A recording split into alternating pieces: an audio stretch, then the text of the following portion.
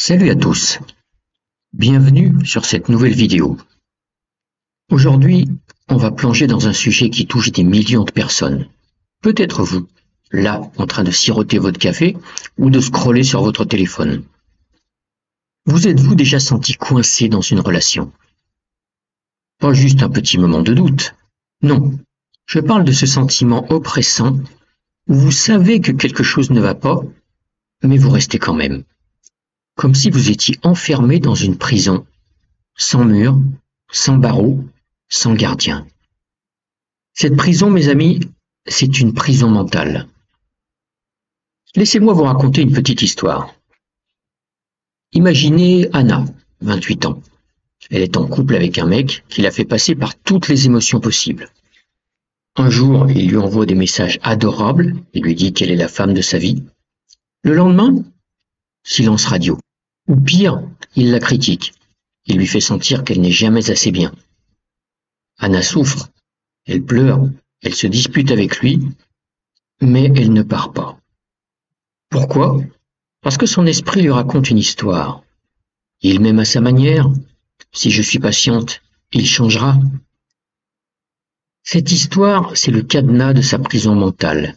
Et le plus fou, la porte est ouverte. Elle pourrait partir, mais elle ne le fait pas. Est-ce que ça vous parle? Peut-être que vous pensez à une relation amoureuse, mais ça peut aussi être une amitié toxique, un lien familial, ou même un boulot qui vous ronge. Ces prisons mentales, elles nous gardent enchaînés à des situations qui nous détruisent. Et souvent, on ne s'en rend même pas compte. Dans cette vidéo, on va tout décortiquer. Pourquoi on reste dans des relations toxiques? Comment ça bousille notre cerveau? Oui, la science a des trucs fascinants à dire là-dessus. Et surtout, comment s'en libérer pour de bon. On va parler des blessures qui nous poussent à accepter l'inacceptable, des histoires qu'on se raconte pour rester, et des effets biologiques qui nous rendent accros au chaos. Et je vais vous donner des outils concrets, des étapes claires pour sortir de cette prison et retrouver votre liberté émotionnelle. Alors, prenez un carnet, un stylo, installez-vous confortablement et on y va. Oh, et si vous aimez ce genre de contenu qui vous aide à mieux vous comprendre, abonnez-vous, activez la cloche et mettez un pouce bleu pour me donner un coup de boost. Prêt? Let's dive in. Pourquoi reste-t-on dans une relation toxique? Ok. Première grande question. Pourquoi est-ce qu'on reste dans une relation qui nous fait du mal? Vous savez, ce n'est pas parce qu'on est bête ou faible. Loin de là. C'est profondément humain et ça vient souvent de très loin, parfois de notre enfance. Oui, je sais, ça sonne comme un cliché de psy, mais restez avec moi, c'est la clé pour comprendre. Quand on est petit, on apprend ce qu'est l'amour à travers nos parents, nos proches, nos premières expériences. Si vous avez grandi dans un environnement où l'amour était conditionnel, par exemple où il fallait être sage pour avoir de l'attention, ou où un parent était imprévisible, parfois gentil, parfois distant, votre cerveau a enregistré ça comme étant normal. C'est ce qu'on appelle un schéma d'attachement. Et ce schéma, il vous suit à l'âge adulte, comme un bagage invisible. Imaginons Lucas, 32 ans. Lucas est en couple avec une femme, Clara, qui le fait marcher sur des œufs. Un jour, elle est adorable, elle lui organise un dîner romantique. Le lendemain, elle l'ignore ou lui reproche des trucs insignifiants, comme la manière dont il range ses chaussures. Lucas se sent mal. Il a l'impression de ne jamais être à la hauteur. Ses amis lui disent « Lucas, elle te manipule, casse-toi !» Mais il reste. Pourquoi? Parce que petit, Lucas avait une mère qui était pareille, parfois aimante, parfois froide. Pour lui, ce chaos émotionnel, c'est ce qu'il associe à l'amour. Son cerveau lui dit « Ok, c'est douloureux, mais au moins, je connais les règles du jeu. » Ce n'est pas de la faiblesse, c'est de la biologie.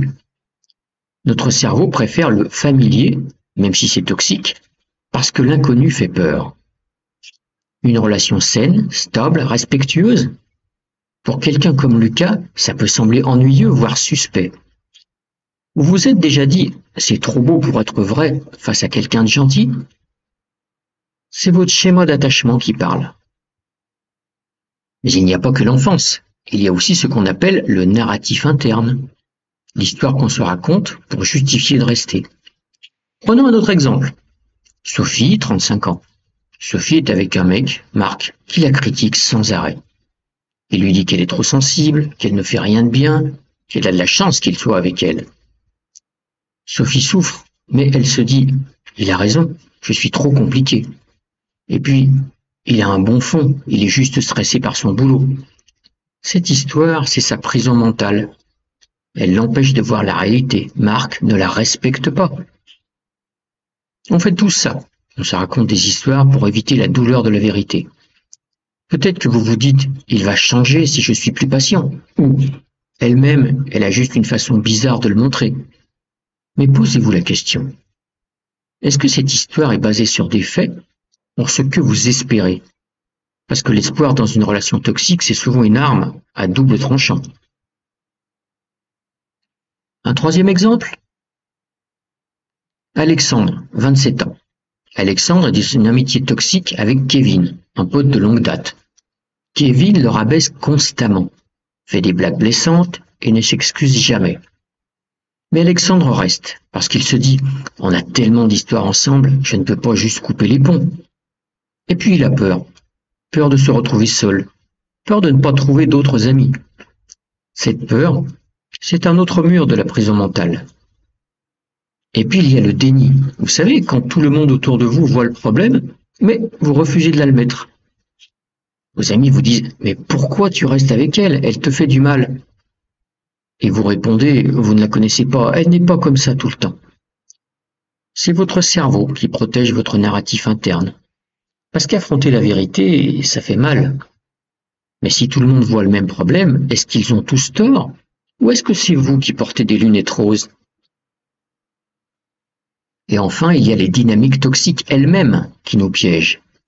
Les relations toxiques sont souvent remplies de manipulations, conscientes ou pas. Par exemple, le gaslighting. Quand votre partenaire vous fait douter de votre réalité, il vous dit « T'es trop sensible, j'ai jamais dit ça », alors que vous savez qu'il l'a dit. Ou le love bombing. Au début, il vous couvre d'amour, de compliments, pour vous rendre dépendant. Et ensuite, il se retire, vous laissant courir après son approbation. Ces tactiques créent une dépendance émotionnelle qui rend le départ encore plus dur. En résumé, on reste dans une relation toxique à cause d'un cocktail explosif. Nos blessures d'enfance, les histoires qu'on se raconte, la peur de l'inconnu, le déni et les manipulations de l'autre. Mais la bonne nouvelle, comprendre ces mécanismes, c'est le premier pas pour s'en libérer. On va en reparler. Restez avec moi, mais d'abord parlons de ce que ça fait à votre cerveau. Les effets sur le cerveau, ce que dit la science. Maintenant, passons aux choses sérieuses. Qu'est-ce qu'une relation toxique fait à votre cerveau? Parce que croyez-moi, ce n'est pas juste une question de se sentir mal. C'est biologique, neurologique et franchement un peu terrifiant. Une relation toxique, c'est comme une tempête qui ravage votre système nerveux. Et les dégâts peuvent être profonds si on ne fait rien. Commençons par l'amygdale, cette petite partie du cerveau qui agit comme un détecteur de danger. Dans une relation toxique, vous vivez des montagnes russes émotionnelles. Un jour, votre partenaire vous couvre de compliments.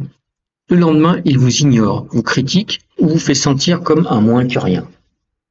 Résultat, votre amygdale est en mode alerte rouge 24 heures sur 24, 7 jours sur 7. Elle libère du cortisol, l'hormone du stress en continu. Le cortisol, c'est utile en petite dose, comme quand vous devez courir pour attraper un bus. Mais en mode chronique, c'est un poison. Il vous épuise physiquement et mentalement. Vous dormez mal, vous êtes irritable, vous avez des maux de tête, des douleurs inexpliquées. Vous vous sentez toujours sur le qui-vive, comme si vous marchiez dans une forêt pleine d'ours. Et cet état d'hypervigilance, c'est épuisant. Vous rentrez chez vous en vous demandant « Est-ce que ce sera une soirée calme ou est-ce qu'on va encore se disputer ?» Ce stress constant, les études le comparent même à celui des vétérans de guerre souffrant de stress post-traumatique. Oui, c'est aussi intense que ça. Ensuite, il y a l'hippocampe, la partie du cerveau qui gère la mémoire, l'apprentissage et les émotions. Sous l'effet du cortisol chronique, l'hippocampe peut littéralement rétrécir. Ça explique pourquoi, dans une relation toxique, vous vous sentez perdu. Vous doutez de vous, vous oubliez des choses importantes, vous vous dites pourquoi j'ai oublié ce rendez-vous, ou est-ce que c'est moi qui ai mal interprété ce qu'il a dit? Non, ce n'est pas vous, c'est votre cerveau qui est en mode survie, et il met de côté tout ce qui n'est pas essentiel pour gérer le stress.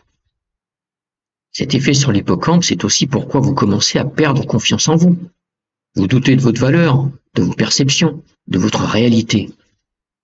Si votre partenaire vous répète que vous êtes trop sensible ou que c'est dans ta tête, vous finissez par le croire. C'est ce qu'on appelle le gaslighting, et c'est une arme redoutable dans les relations toxiques. Mais le pire, c'est le troisième effet. Votre cerveau devient accro à la relation toxique. Comment?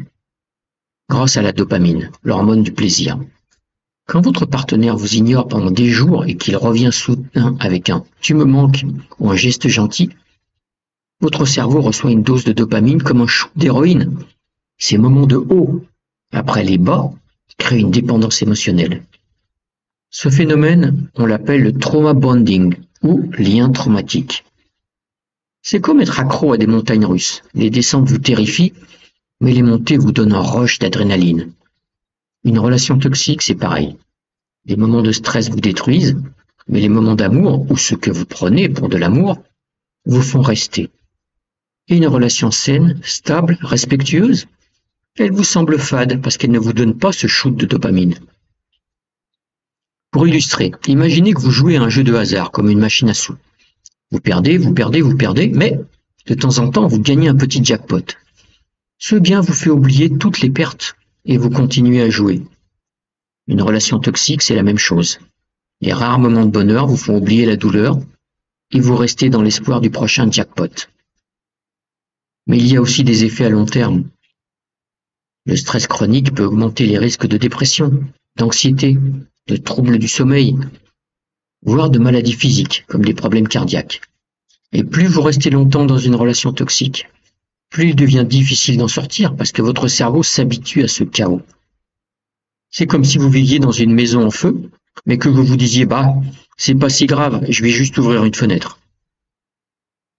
En résumé, une relation toxique, ce n'est pas juste un problème de cœur, c'est une attaque contre votre cerveau, votre corps et votre estime de soi.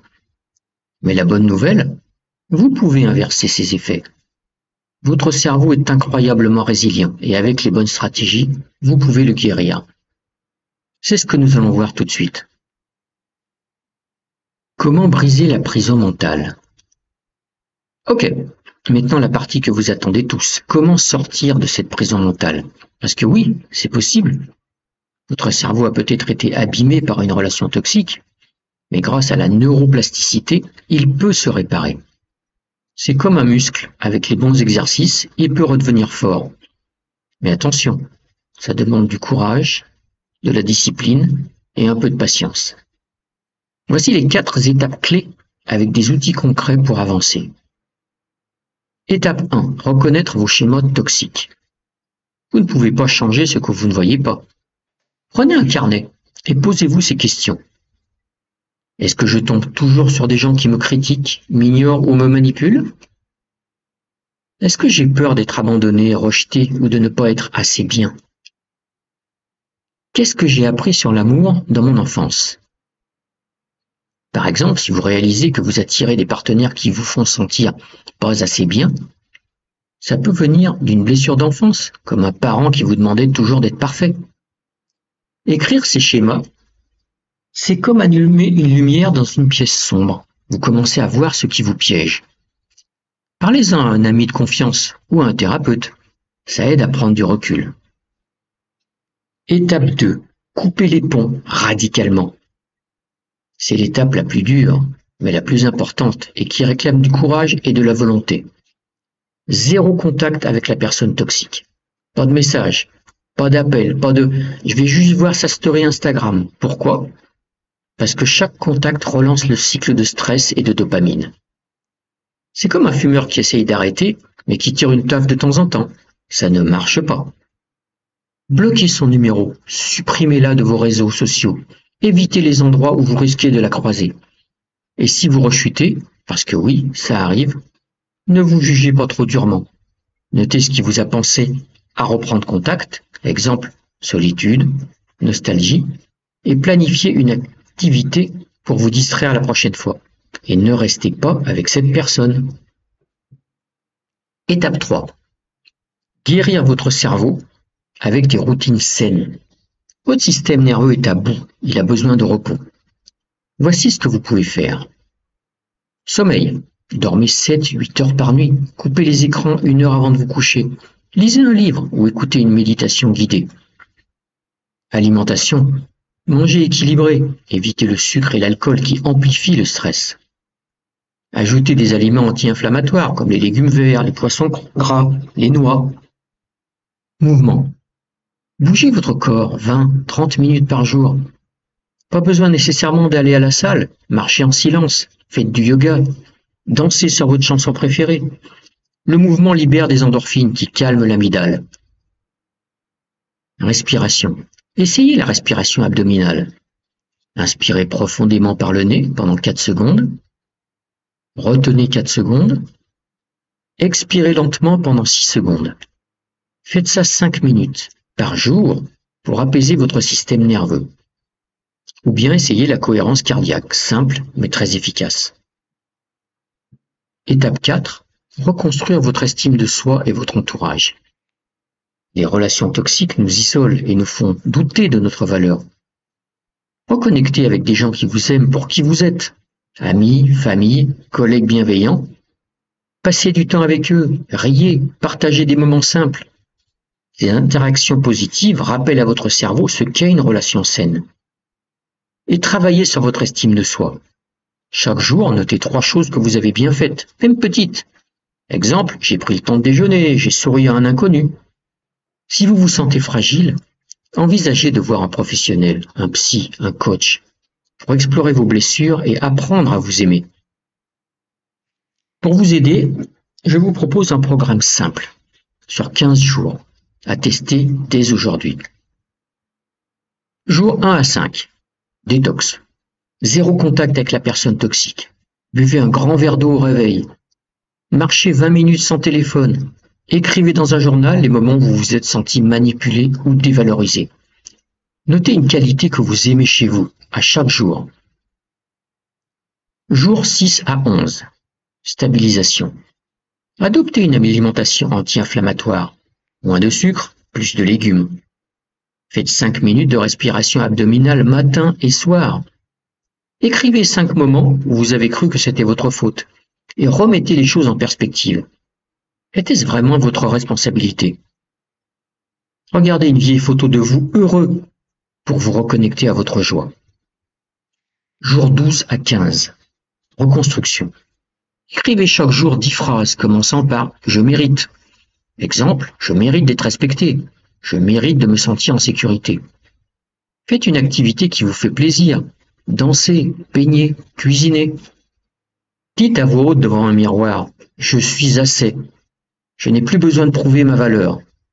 Invitez un ami à prendre un café pour renforcer vos liens positifs. Ce programme, c'est comme une cure pour votre cerveau et votre cœur. En 15 jours, vous commencerez à sentir un changement. Moins de stress, plus de clarté et surtout un retour à vous-même. Ne stoppez pas brutalement, continuez à pratiquer. Conclusion. La liberté est à portée de main. Les amis, sortir d'une prison mentale, c'est comme briser un cadenas rouillé et ouvrir une porte vers une nouvelle vie. Ce n'est pas facile, ça prend du temps, mais chaque pas que vous faites vous rapproche de la liberté. Votre cerveau, votre corps, votre cœur ont survécu à la tempête d'une relation toxique. Et maintenant, ils peuvent apprendre à prospérer. Récapitulons les clés. Vous restez dans une relation toxique à cause de blessures d'enfance, l'histoire que vous vous racontez et de la peur de l'inconnu. Mais comprendre ces schémas, c'est le premier pas pour les briser. Une relation toxique abîme votre cerveau. Stress chronique, perte de mémoire, addiction émotionnelle. mais grâce à la neuroplasticité, vous pouvez guérir. Pour vous libérer, reconnaissez vos schémas, coupez les ponts, adoptez des routines saines et entourez-vous de gens qui vous élèvent. Vous méritez des relations qui vous font grandir, qui vous font rire, qui vous donnent des papillons dans le ventre sans vous détruire. Vous méritez de vous réveiller le matin avec un sourire, pas avec une boule au ventre. Et cette liberté, elle est à votre portée, dès aujourd'hui. Je vous lance un défi. Prenez un carnet et écrivez une phrase qui commence par « je mérite ». Par exemple, je mérite d'être aimé pour qui je suis. Lisez-la à voix haute, ressentez-la. Et dans les commentaires, partagez cette phrase avec nous. Ou dites-moi une action que vous allez tester, peut-être écrire un journal, bloquer un contact toxique, ou essayer une marche silencieuse. Vos retours m'inspirent. Ils inspirent toute notre communauté incroyable. Si cette vidéo vous a touché, abonnez-vous, activez la cloche et partagez-la avec quelqu'un qui a besoin d'un coup de pouce pour sortir de sa prison mentale. Ensemble, on construit ce chemin vers une vie plus libre, plus légère, plus vous. Prenez soin de vous et on se retrouve très bientôt.